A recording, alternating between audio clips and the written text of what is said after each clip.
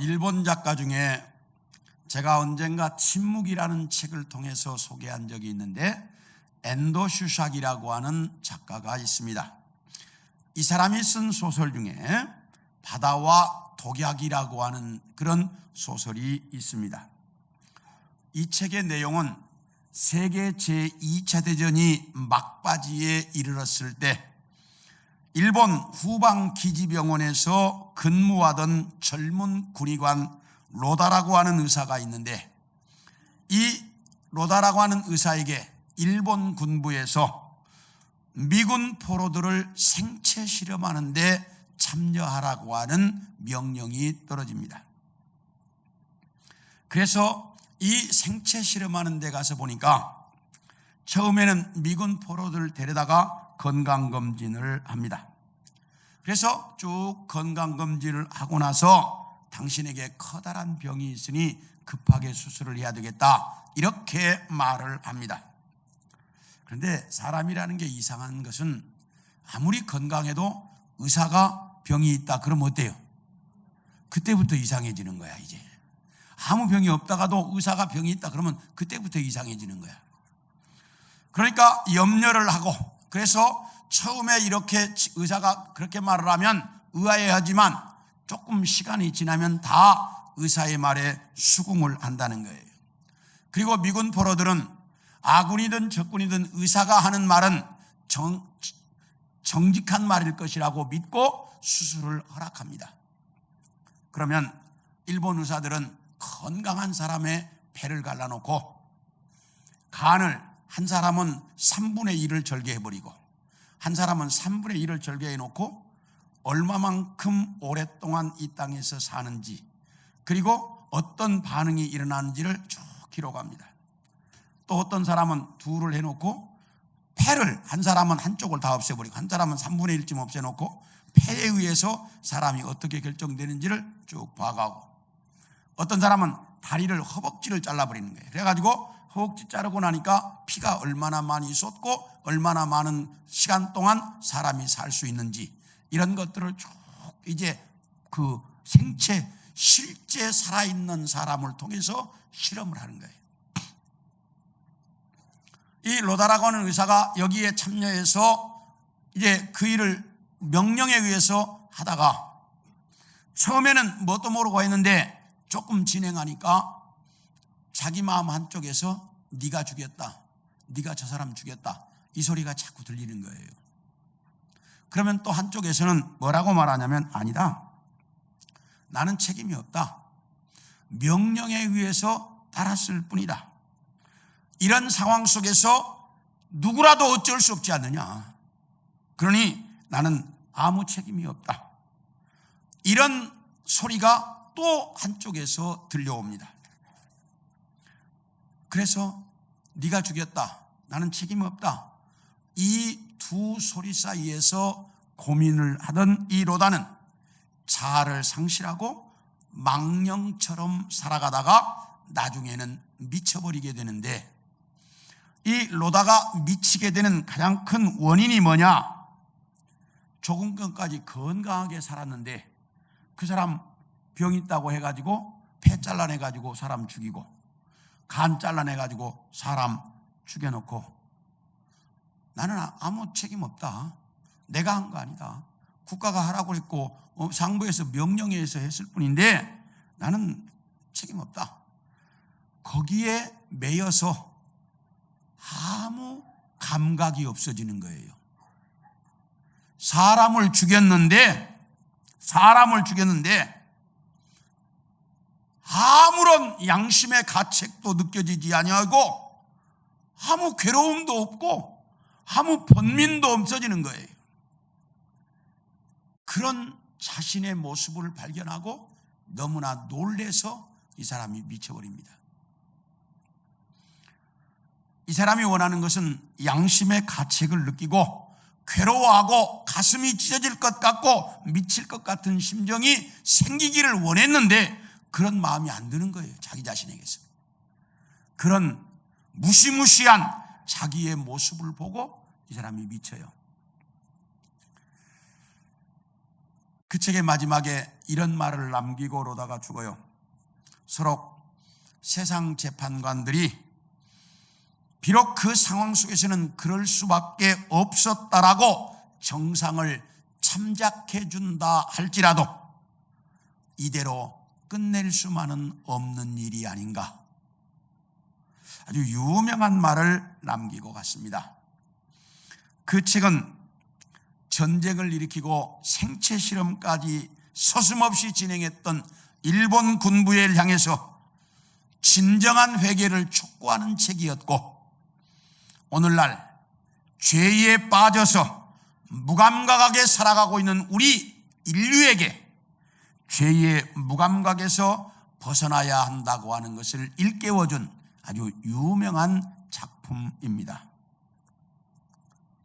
그런데 중요한 것은 이 세상 어디를 가도 죄에 무감각해진 인간의 양심을 일깨워주는 것이 없다는 거예요. 오직 하나님의 말씀과 은혜만이 인간의 죄를 정확하게 지적해서 죄에 무감각해진 우리 인간들의 마음을 이제 보여줍니다.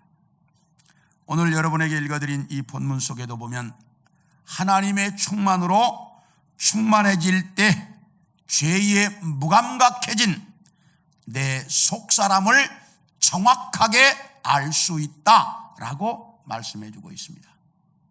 그래서 오늘은 여러분들과 함께 속사람에 대한 말씀을 같이 좀 나누려고 합니다.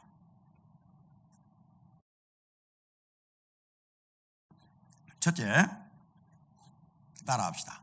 성령으로 충만해져야 우리 속사람을 단장할 수 있다. 뭘로 충만해져야? 성령으로 충만해져야. 우리 16절을 같이 한번 읽겠습니다. 시작. 그의 영광의 풍성함을 따라 그의 성령으로 말미암아 너희 속사람을 능력으로 강건하게 하시오며. 여기 뭐라고 하니? 성령으로 너희 속사람을 강건하게 해라, 이렇게 말씀하고 있습니다. 하나님은 인간을 창조하실 때 무엇과 무엇으로 창조했죠?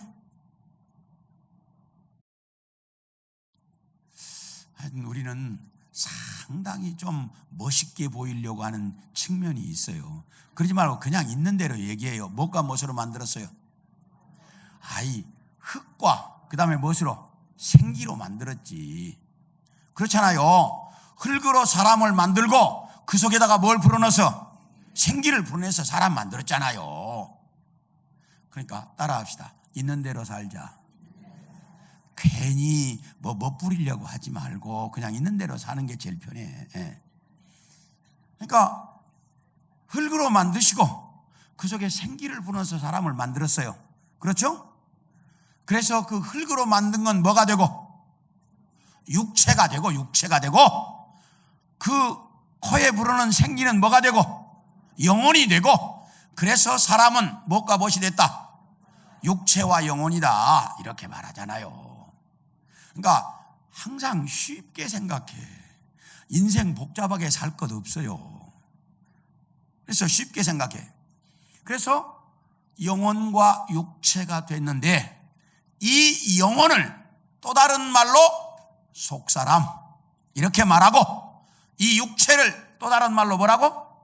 겉사람, 이렇게 말을 합니다.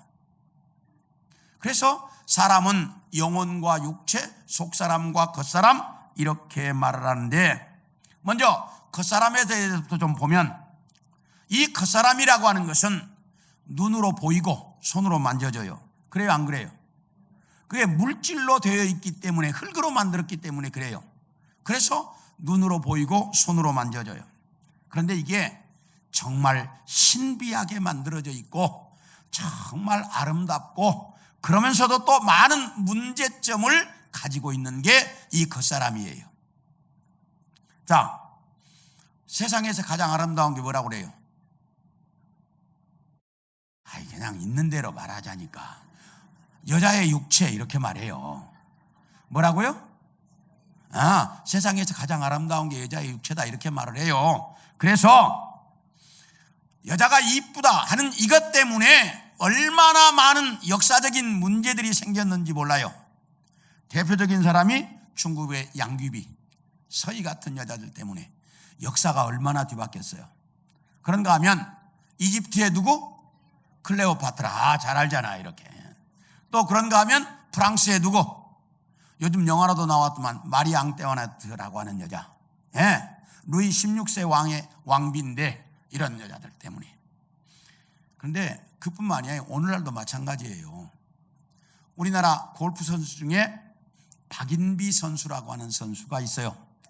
이 박인비 선수는 세계 역사의 골프 선수로는 최고야. 골드 그랜드슬램, 올림픽 금메달까지 다 땄어. 그래가지고 골프 선수로는 해볼 걸 다 했어. 아무것도 남는 게 없어. 그런데 미모가 좀 딸려. 그래서 뭐라고 이야기하냐? 만약에 박인비 선수가 그 피겨의 김연아 선수만큼만 이뻤더라면 세계 광고 시장이 뒤집어졌을 것이다. 이렇게 말을 해. 그러니까 이쁘다는 건 옛날이나 지금이나 다 뭐해? 이쁜 건 좋아해. 그래서 여자들은 이쁘려고 하루에 어떻게 거울 앞에 몇 시간씩 앉아가지고 그림도 그리고 단장도 하죠. 그렇죠? 이거 잘하는 일이에요. 나쁜 거 아니에요. 뭐 하지만 않으면, 지나치지만 않으면 이거 괜찮은 거예요. 잘하는 일이에요. 이렇게 해야 돼요. 그런데 아무리 단장을 한다고 해도 이 겉사람이라는 건 뭘로 되어져 있다? 물질로, 흙으로 만들었으니까 물질로 되어 있다가 보니까 고장날 때가 참 많이 있다고 말이야. 세상에 듣도 보도 못한 병명이 왜 그렇게 많은지 몰라. 요즘 우리 성도들 중에서 병원에 검사 받으러 갔다 그러면 아마 철컥철컥해 가슴이 절렁절렁해. 왜요? 무슨 놈의 암이 그렇게 많은지 모르겠어. 내가 도대체 이해가 안 돼. 왜 그래요? 물질로 되어 있다가 보니까 고장이 난다니까. 그런가 하면 연세가 들면, 나이가 들면 누구나 할 것 없이 고장이 나요, 안 나요? 나요. 왜요? 오래 써서 닳았고 오래 쓰다가 보니까 문제가 생기는 거야. 어쩔 수 없어요. 나이가 들면 이건 누구나 다 똑같아. 이렇게 우리 겉사람이라고 하는 것은 질병이라고 하는 것 때문에 참 많은 문제들을 가지고 있습니다. 그런데도 세상 사람들은 어떻게라도 이 모든 문제를 극복해서 이쁘고 건강하고 그리고 멋지게 오래 살아보려고 정말 많은 노력들을 합니다. 이건 저는 잘하고 있다고 생각해요. 열심히 노력해야 돼요. 우리 겉사람도 깨끗이 해야 되니까. 그런데 문제는 우리에게는 이 겉사람만 있는 것이 아니라 뭐가 있다?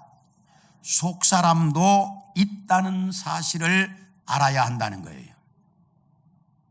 그런데 많은 사람들은 겉사람은 눈에 보이니까 그냥 거기에 매달려 사는데 속사람은 눈에 안 보이니까, 손에 만져지지 않으니까 있는지조차도 잊어버리고 사는 사람들이 너무나 많이 있다는 거예요. 그런데 사실은 겉사람보다 속사람이 훨씬 중요합니다. 왜요? 사람의 겉사람은 어디에 의해서 나타나는 거예요? 속에 있는 게 밖으로 나타나는 거예요. 속사람에 의해서 겉사람이 결정된다 그 말이에요. 그뿐만이 아니고 겉사람은 길어야 100년 이 땅에서 살 때 유지해. 속사람은 100년이 아니라 1000년이 될지 10,000년이 될지 모르는 영원한 세계에 필요한 게 속사람이에요. 그렇기 때문에 우리는 이 겉사람도 중요하지만 속사람이 훨씬 더 뭐하다? 중요하다 그 말이에요. 그러므로 우리는 겉사람만 단장하려고 매달리지 말고 뭘 단장하려고? 크게 해요. 또 이런 말은 또 잘 안 따라서 해요. 자, 어디는? 자, 다시 크게 뭐요? 속사람을 잘 단장할 줄 알아야 한다 그 말이에요. 겉사람만 분치고 맨날 그러지 말고 내 속사람을 잘 단장해야 돼. 그래서 이 세상 사람들도, 믿지 않는 세상 사람들도 속사람을 단장해야 된다. 그래가지고 많이 공부하고 또 많이 참선을 하고, 그리고 다른 사람 먼저 생각하는 훈련을 하고, 그리고 욕심 버리고 이러면 된다. 이래가지고 세상에서 많이 가르쳐요. 근데 그렇게 해서 그런 좋은 결과가 와요, 안 와요? 하나 예를 들어봅시다. 제가 어렸을 때만 해도요, 우리 마을에서 한글 못 읽는 사람이 태반이었어요. 공부 많이 하는 사람 없었어요. 참선? 이런 거 들어본 적도 없어요. 어디서 너희가 욕심을 버리고 살아야 된다라고 가르치는 데도 별로 없었어요. 그런데도 지금보다 훨씬 살기 좋았어요. 범죄도 없었고, 좀 사는 건 불편했어도 범죄도 별로 없었고, 그리고 지금처럼 끔찍하고 잔악한 폭력이나 사기 사건도 없었어요.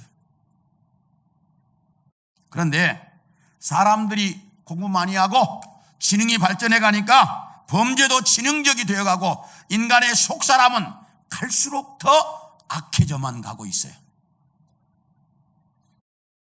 다시 말하면 세상적인 이론이나 지식이나 가르침으로 인간의 속사람은 단장이 된다, 안 된다? 안 된다는 겁니다. 어느 정도 조금씩 나아질런지는 모르나 안 된다는 거예요. 왜냐하면 인간의 속사람은 하나님께서 흙으로 인간을 빚으시고 거기에 뭘 불어넣어서? 생기를 불어넣어서, 이 생기가 뭐기 때문에? 속사람이기 때문에, 생기가 속사람이기 때문에, 이 속사람은 누구로부터 왔다? 하나님께로부터 왔기 때문에 누가 아니면, 하나님이 아니면 인간의 속사람을 단장할 수 있다, 없다? 없다. 이걸 정확하게 알아야 돼요. 다시 말하면 우리 속사람이 건강할 수 있는 것은 누구에 의해서만? 하나님에 의해서만. 그래서 오늘 본문이 뭐라고 말하냐? 하나님의 영인 성령으로 너희 속사람을 단정해라, 이렇게 말하고 있어요. 그러므로 내 속사람은 하나님의 영인 성령으로 단장을 해야 한다는 말입니다. 내 속사람은 분칠로 단장이 되는 것도 아니고 세상에서 제일 비싸다는 그런 이제 그 화장품으로 단장되는 게 아니고, 내 속사람은 뭘로? 하나님의 영이신 성령으로 단장이 된다. 그러므로 성령으로 단장을 해라, 이렇게 말을 해요. 우리 사도행전 1장 8절을 봅니다. 시작. 오직 성령이 너희에게 임하시면 너희가 권능을 받고 예루살렘과 유대와 사마리아와 땅끝까지로 내 증인이 되리라 하시니라. 여기 오직 성령이 너희에게 임하면 너희가 권능을 받아서 땅끝까지 내 증인이 된다. 이 말은 너희가 권능을 받아 땅끝까지 내 증인으로 살려면 뭘 받아야 한다? 성령을 받아야 한다, 이렇게 말을 해요. 이걸 우리 요한복음 20장 21절 22절을 봅니다. 뭐라고 말씀해요? 시작. 예수께서도 이르시되 너희에게 평강이 있을지어다. 아버지께서 나를 보내신 것 같이 나도 너희를 보내노라. 이 말씀을 하시고 그들을 향하여 숨을 내쉬며 이르시되 성령을 받으라. 부활하신 예수님께서 제자들을 찾아오셔서 이렇게 말씀하셨습니다. 너희에게 평강이 있을지어다. 아버지께서 나를 이 땅에 보내신 것처럼 나도 너희를 세상에 보내노니 너희가 성령을 받으라. 다시 말하면 너희가 이 세상에서 하나님의 사람답게 살려면 성령을 받아서 너희 속사람이 건강해야 너희는 이 땅에서 하나님의 사람답게 살 수 있다라고 말을 해요. 이런 사람을 좀 보겠습니다. 우리 사무엘상 17장 49절에서 50절을 봅니다. 시작. 손을 주머니에 넣어 돌을 가지고 물매로 던져 블레셋 사람의 이마를 치매 돌이 그마의 이마에 박히니 땅에 엎드러지니라. 다윗이 이같이 물매와 돌로 블레셋 사람을 이기고 그들을 쳐 죽였으나 자기 손에는 칼이 없었다.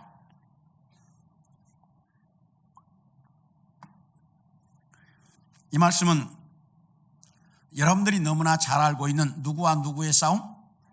다윗과 골리앗의 싸움입니다. 골리앗이라고 하는 장군이 이스라엘 군대 앞에 나타나고, 야 이스라엘 놈들아, 내 중에서 한 놈 나와라. 나하고 1대1로 싸워서 이기는 사람이 이 전쟁의 승리자로 하자. 40일을 떠들어도 이스라엘 군대에서 코빼기 안 한다고 하지 않았어요. 왜요? 골리앗이 괴물처럼 컸기 때문에 그래요. 아무도 나타나지 않았어요. 그런데 누가 나타나요? 다윗이 쫓아가. 조그마한 소년이 나가면서 나가는 거야. 아무도 못 나가는데 다윗이 척 나서 나가는 거야. 이게 도대체 이게 어떻게 있을 수 있는 일이냐. 자, 그래서 다윗이 쫓아나가가지고 이제 가면서 뭐라고 하는가? 사무엘상 16장 13절을 보겠습니다. 시작. 사무엘이 기름불병을 가져다가 그의 형제 중에서 그에게 부었더니 그날 이후로 다윗이 여호와의 영에게 크게 감동되니라. 사무엘이 떠나서 라마로 가니라. 다윗에게 사무엘이 기름을 부었더니 그 기름을 붓는 순간 뭐가 임했어? 성령이 임했어. 성령이 임하니까 다윗의 속사람이 얼마나 강해졌느냐. 골리앗 앞에 나가면서 딱 그러는 것이죠. 야 이놈 골리앗아, 너와 나의 싸움은 칼과 창으로 결정나는 게 아니야. 너와 나의 싸움은 하나님에 의해서 결정나는 거야. 딱 이렇게 말하는 거야. 그러니까 뭐가 강해지니까? 속사람이 강해지니까 그 거인 골리앗도 전혀 두렵지 않은 거야. 속사람이 강해지니까 전혀 두렵지 않은 거야. 딱 나가면서 너와 나의 싸움은 칼과 창으로 결정나는 거 아니야. 하나님에 의해서 결정나는 거야. 그러면서 물맷돌을 하나 집어가지고 던졌어요. 그랬더니 그 물맷돌이 골리앗의 이마에 맞아서 이마를 뚫고 들어가 버렸어요. 그래가지고 골리앗이 쓰러졌어요. 자, 오늘날에 총으로 쏘면 이마를 뚫어요, 못 뚫어요? 충분히 뚫어요, 총으로는. 그러면 사람이 물맷돌이라고 하는 것은 뾰족뾰족한 돌이 아니에요. 반질반질한 돌이에요. 그 반질반질한 돌이 이마를 사람이 던져서 뚫을 수 있어요, 없어요? 없어요. 물맷돌이 무슨 속도로 가야만, 총알처럼 빠른 총알의 속도로 가야만 이마를 뚫을 수 있어. 그런데 사람이 총알의 속도로 돌을 던질 수 있어요, 없어요? 만약에 오늘날 그런 다윗이 있었더라고 하면 아마 그 세계 프로야구는 다 끝났어요. 공의 속도가 뭐처럼 빠른데? 총알처럼 빠른데 타자들이 건드릴 수 있어, 없어요? 없지. 다윗이 던진 물맷돌을 총알처럼 빠르게 누가 만들어주신 거예요? 하나님이 만들어주신 거예요. 그것은 다윗이 할 수 없어요. 하나님이 다윗이 던진 그 물맷돌을 총알처럼 빠르게 만들어주신 거예요. 그래서 골리앗의 이마를 뚫어버린 거예요. 그러니까 골리앗이 쓰러질 수밖에 없었어요. 이것처럼 성령으로 말미암아 속사람이 강해지면 골리앗 같은 문제도 두려움이 없어져요. 두려움이 없어지면 그 결과를 누가 인도하신다? 하나님이 인도하신다는 거예요.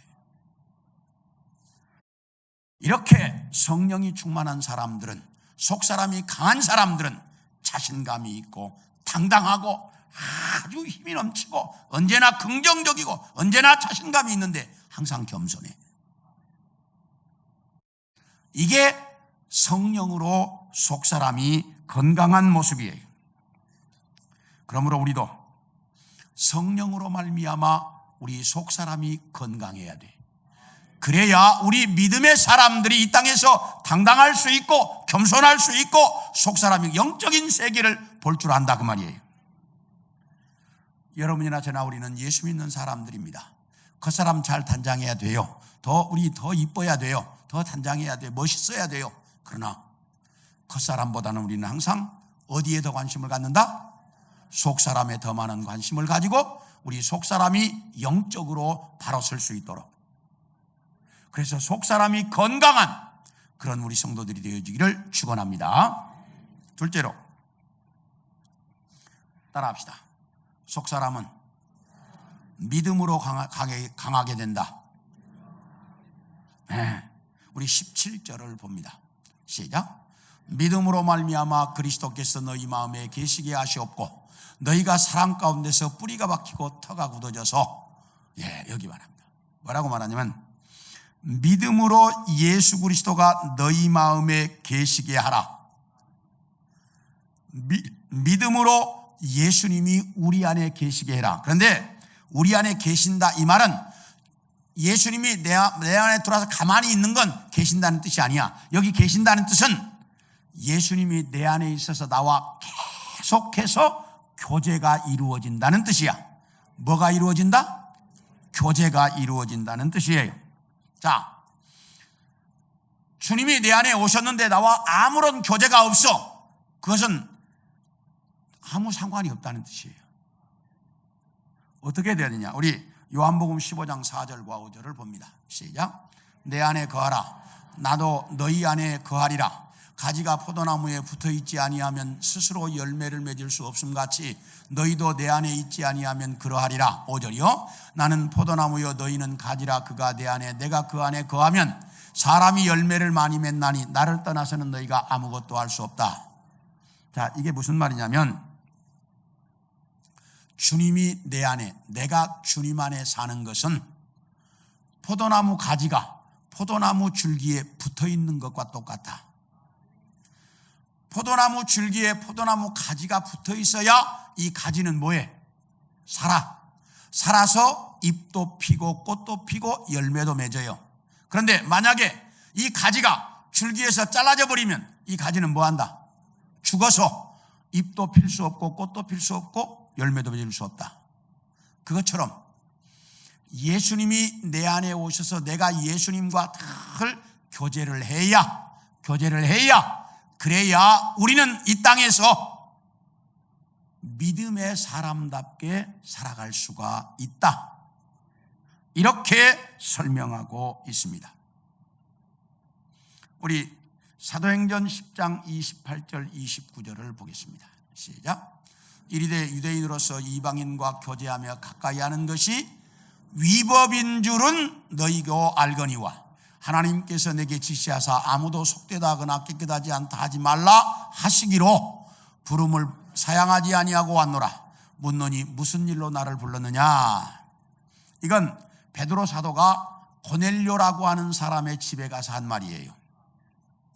베드로가 뭐라고 말하냐면 내가 이 집에 오는 것이 위법이다 이렇게 말을 해. 유대인의 법에는 이방인의 집에 가는 건 유대인의 법을 어기는 거야. 그러니까 베드로 그렇게 말해. 내가 이 집에 온 건 내가 법을 어기고 왔다. 이 말은 오고 싶었다, 오고 싶지 않았다? 오고 싶지 않았다는 거예요. 그런데 하나님이 가라고 해서 내가 어쩔 수 없이 왔다 이 말이야.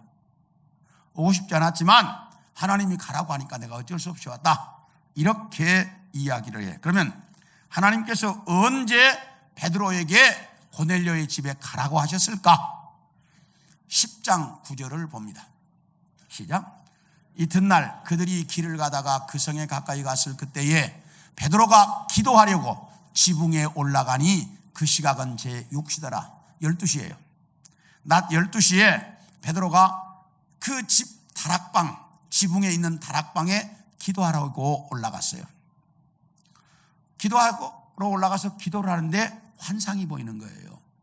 무슨 환상이 보이냐면 하늘에서 보자기가 내려오는데 그 안에 자기가 태어나서 지금까지 한 번도 먹어보지 않고 절대로 부정하고 더럽다고 해서 가까이도 하지 않았던 짐승과 곤충과 새가 담겨 있는 거예요.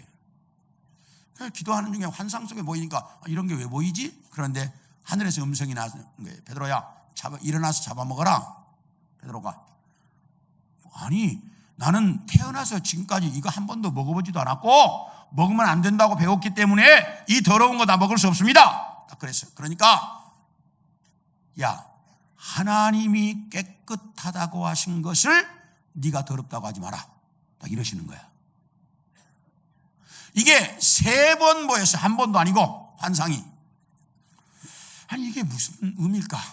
왜 이런 상황 보여줄까? 고민하고 있는데 그때 마침 고넬료가 보낸 그 심부름하는 사람들이 도착을 했어요.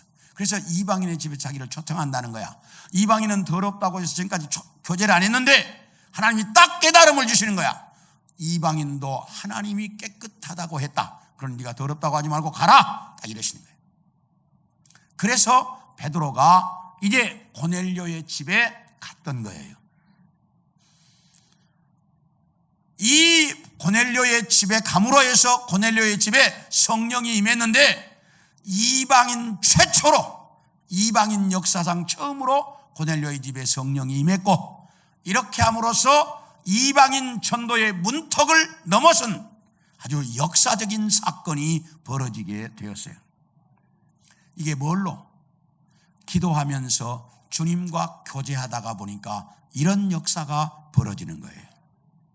그러므로 우리는 주님과 늘 교제하는 삶을 살아야 돼. 그래서 제가 성령으로 주님과 교제하는 방법을 여러 번 가르쳐 드렸는데 기억하시는지 모르겠어요. 어떻게 성령으로 주님과 교제하라고 그랬죠? 역시 하여튼 감사해요. 제가 그랬잖아요. 하루에 성령님께, 예수님께 몇 번씩 묻습니까? 30번씩만 물어라. 그런데 30번은 무리고 10번씩만 물어도 다행일 것 같아요. 제가 기억나시죠? 계속해서 하루에 몇 번씩 이 성령님께 질문을 하는지 잠자기 전에 한 번씩 쉬어봐라. 그 얘기 했어요, 안 했어요? 기억나지요? 기억나는 사람들 그래도 착하고 기억나면서도 모르는 척하는 사람들도 있으니까요. 자, 저를 보세요. 여러분들이 성령 충만한 게 뭐냐? 하늘에서 불을 받아가지고 막 펄쩍펄쩍 뛰고 예언을 하고 방언을 하고 그것도 좋아요. 근데 진짜 성령 충만한 건 뭐냐? 성령님과 자주 교제하는 거야. 성령님에게 자꾸 물어보는 거야. 그래서 성령님과 자꾸 교제하는 거예요. 제가 그래서 묻는 방법도 가르쳐 드렸어요. 여러분들이 차를 운전하고 가다가 길이 막혀. 그러면 주님, 이쪽으로 가는 게 빨리 가겠습니까? 이쪽으로 가는 게 빨리 가겠습니까? 누구한테 물어보라고요? 전 내비게이션을 별로 좋아하지 않아요. 이제 제가 같이 다닌다는 사람은 알아요. 내비게이션을 별로 좋아하지 않아요. 다 이렇게 쭉 보고 하면서 마음속으로 이렇게 주님, 이 길도 있고 이 길도 있는데 어디로 가는 게 빠르겠습니까? 딱 제 마음에 느껴오는 대로 가요. 내가 오늘 누구를 만나러 가는데 우리 집사람은 절대로 그 사람 만나지 말라고 그랬는데 내가 오늘 만나러 가는 것이 좋을까요, 말까요? 이것도 주님께 물어요. 오늘 내가 누구를 만나서 무슨 부탁을 해야 되겠는데 이 부탁을 하는 게 좋을까요, 안 하는 게 좋을까요? 오늘 누구를 만나면 그 사람이 나한테 이런 부탁을 해올 것 같은데 그 부탁을 거절하는 게 좋을까요, 안 하는 게, 거절하지 않는 게 좋을까요? 이런 걸 자꾸 주님께 물어요. 그래서 그렇게 묻다가 보면 처음에는, 여러분들이 처음 하면 아무 느낌이 없어요. 그러니까 재미가 없어요. 그러니까 조금 하다가 사람들이 말아버려요.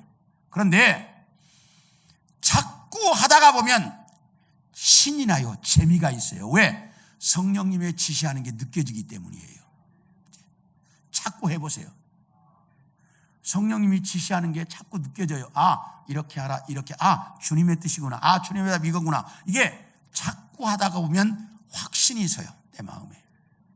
그런데 그렇게 하면 실패가 없다는 거예요. 여러분들이 잘 기억을 하세요.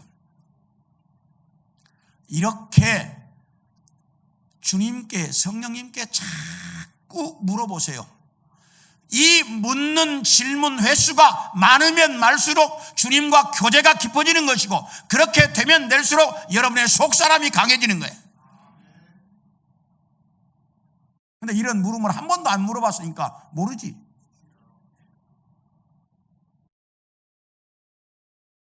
여러분의 삶의 현장에서 매일매일 질문할 수 있기를 바랍니다. 하루에도 수십 번씩, 수백 번씩 물으세요.